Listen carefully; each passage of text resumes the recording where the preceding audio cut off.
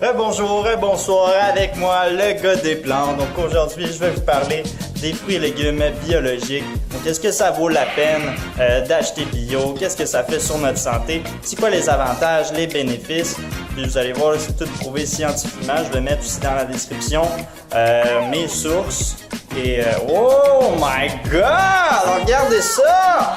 Aïe aïe aïe, regardez-moi ça. Il annonçait aucune neige. Bizarre, hein? Là, il neige.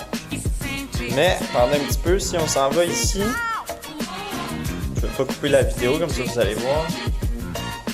Attends, pas après, il n'y a rien. Donc ici, on a l'automne, puis ici, on a l'hiver. Puis on est en octobre. Ouais, en octobre, puis il neige. Ouais, c'est fou, ça. J'en reviens pas.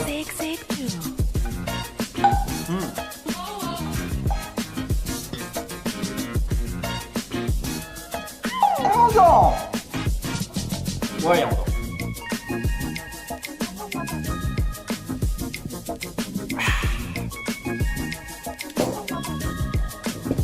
On est prêt à partir, on s'attaque au sujet principal.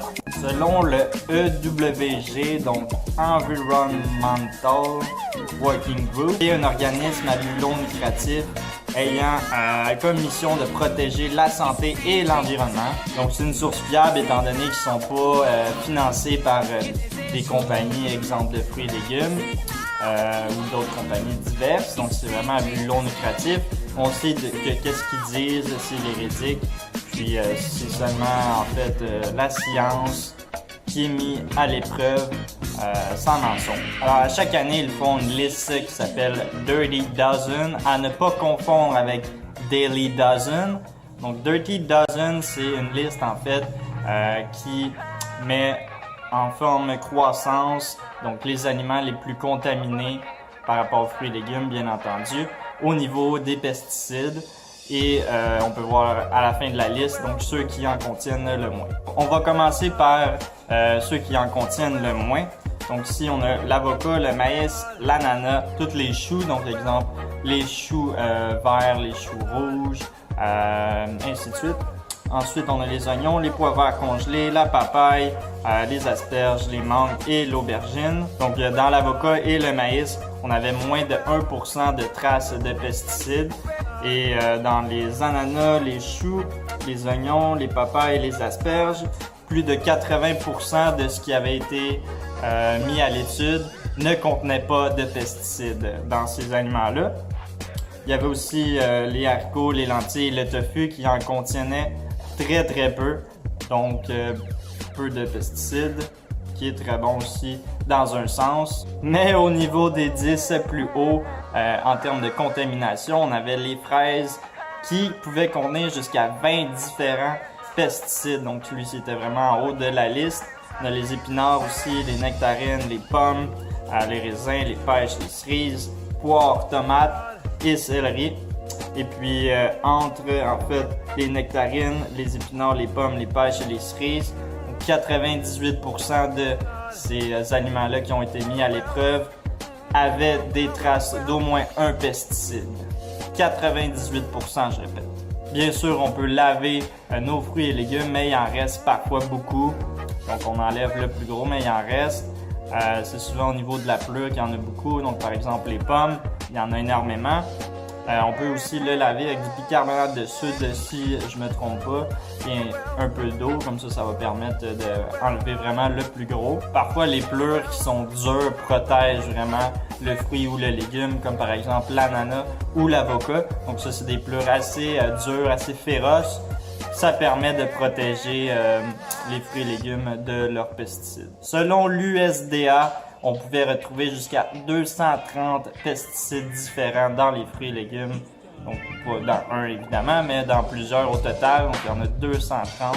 C'est énorme. Si on rentre un petit peu dans la science, donc on a une étude ici qui disait que les femmes enceintes qui mangeaient plus de 2 fruits et légumes qui étaient les plus contaminés pouvaient avoir des moins bonnes chances de réussir leur grossesse que celles qui en avaient mangé moins.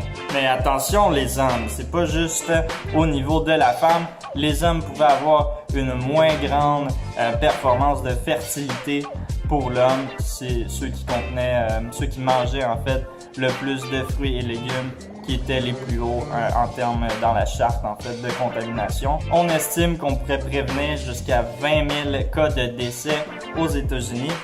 Mais par contre, cette étude-là a été financée par l'Alliance for Food and Farming, qui a sûrement exagéré les données à son avantage. Et il disait qu'on pouvait causer 10 causes de mortalité avec les pesticides qui étaient présents dans les fruits et légumes, qui revenait à dire qu'on pouvait sauver jusqu'à 19 990 vies. Si on met un peu de recul à travers cette étude-là, donc en gros, ça veut dire qu'il ne faut pas se soucier en fait de savoir si un aliment est biologique ou pas avant de pouvoir le manger, étant donné que les bénéfices surpassent les désavantages des pesticides. Donc, en d'autres mots, mangez-en autant que vous voulez lorsqu'il y en a devant vous, puis ne vous privez pas étant donné que votre corps va vous remercier. Ils ont tout de même trouvé des substances dans les produits biologiques, donc les fruits et légumes.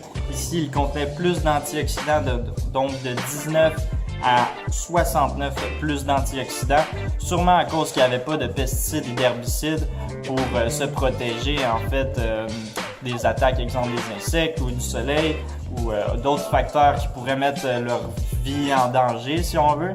Donc, ils étaient plus résistants face à ça. D'où là qui sont plus antioxydants. Simple hypothèse, non prouvée par la science, mais qui fait du sens très logique. Ils avaient aussi une plus grosse activité anti-mutagène, une plus grosse inhibition de cellules cancérigènes. Ça, c'est au niveau de la prolification des cellules cancérigènes. Là, vous allez me dire, ouais, mais qu'est-ce que ça veut dire, ça, ce jargon-là? Je vous explique. Ils ont pris, en fait, dans une étude, une substance qu'il y avait dans les fraises, donc très antioxydante, puis ils ont mis ça sur une cellule cancérigène. Donc ça, c'est in vitro, qui veut dire, en fait, qu'ils ont pris ça à l'écart. C'est pas dans un corps humain qu'ils ont vraiment vu ce genre de choses arriver, mais on peut voir ça dans les formats qui sont plus mis en isolation, si on veut. La conclusion face à ça, ils ont vu la fraise biologique vraiment supprimer significativement les cellules cancérigènes au niveau du cancer du sein chez la femme et du cancer du côlon, tandis que les fraises conventionnelles, donc les fraises qui détiennent beaucoup de pesticides, comme j'ai dit au tout début du vidéo, eux n'avaient pas la même facteur en fait positif au niveau de ces antioxydants-là, si on veut. Une autre chose qui est vraiment bien aussi, c'est que les fruits et légumes biologiques contiennent moins de cadmium. C'est quoi ça, en fait? C'est un métaux lourd, comme exemple le mercure dans le poisson, dans nos étangs, dans nos océans. Donc ça, c'est une substance qu'on ne veut pas avoir dans notre corps, évidemment, qu'on devrait en ingérer le moins possible durant toute notre vie. On devrait en fait réduire notre exposition face à ces métaux lourds-là, étant donné qu'il n'y a aucun effet bénéfice face à ça. Qui ont pris une étude en fait encore au niveau de la femme, où qui ont vu qu'il n'y avait pas une grande différence au niveau des facteurs réduits de cancer. Par contre, un seul type de cancer qui pouvait être réduit face à notre consommation de fruits et légumes biologiques, c'était la lymphomia. Bref, un cancer qu'on ne veut pas avoir finalement, comme tous les autres cancers évidemment, mais c'est vraiment celui-là qui pouvait avoir un facteur très diminué si on veut, si on mangeait plus biologique que conventionnel. Manger biologique en fait pouvait réduire jusqu'à 89% notre exposition face aux pesticides dans notre vie, dans notre corps, dans notre système.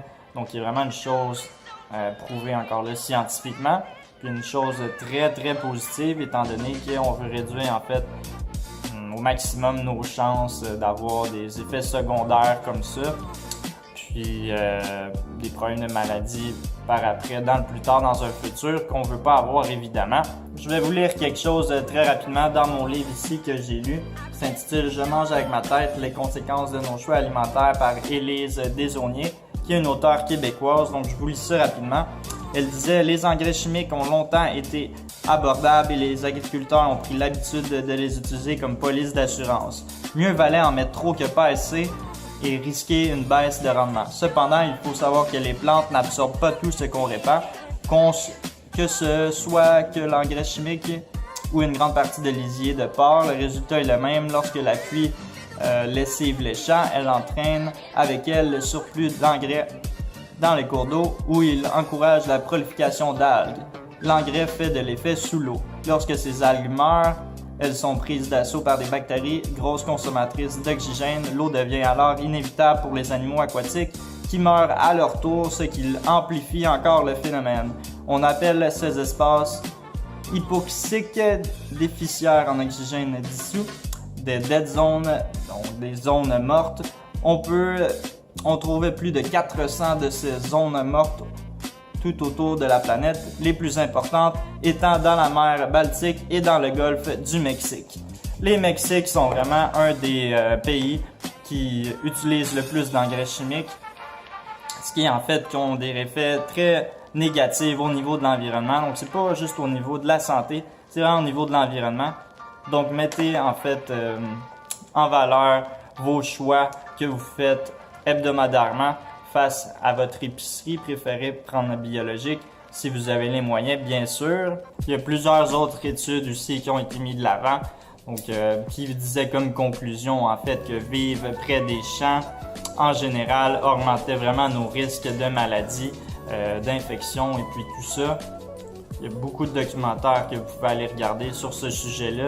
Il y a des familles vraiment qui perdent leurs enfants juste à cause qu'ils sont près des champs, puis ils ont beaucoup de pesticides en fait dans leur endroit où ce qu'ils vivent.